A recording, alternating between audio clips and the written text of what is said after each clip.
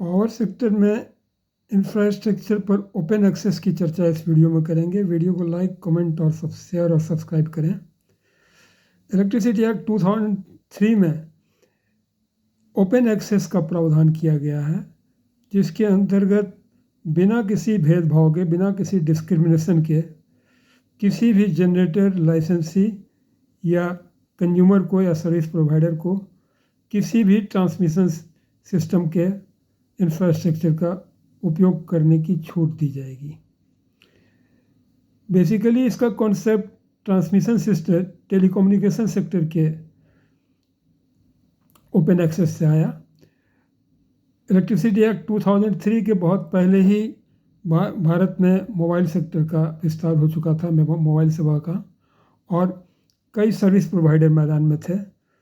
तो हर एक service provider को यह छूट दी गई कि किसी भी दूसरे सर्विस प्रोवाइडर के मोबाइल टावर या ऑप्टिकल फाइबर केबल या किसी अन्य केबल का वे उपयोग कर सकते हैं, और इसका tariff TRAI telecom regulation authority of India तय करेगी।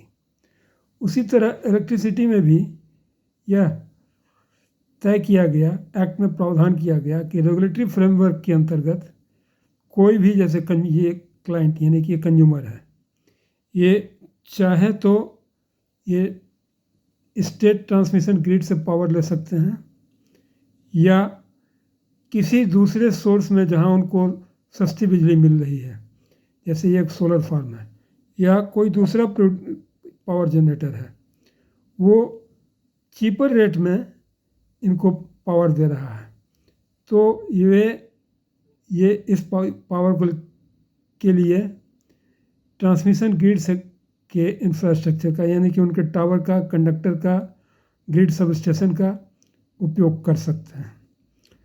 और इसके लिए जो ट्रांसमिशन चार्जेज होगा, जिसको व्हीलिंग चार्जेज बोलते हैं, वह इस क्लाइंट को देय होगा over and above the power tariff. यानी कि बिजली यदि 5 रुपये यूनिट है, ट्रांसमिशन चार्जेज 1 रुपये यूनिट हो सकता है, तो 6 रुपये पर यूनिट उनको पड़ेगा।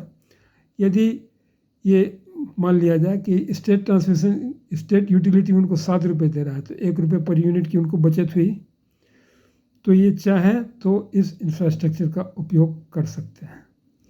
इस वीडियो में इतना ही। Please like, comment and subscribe the video. Thank you very much.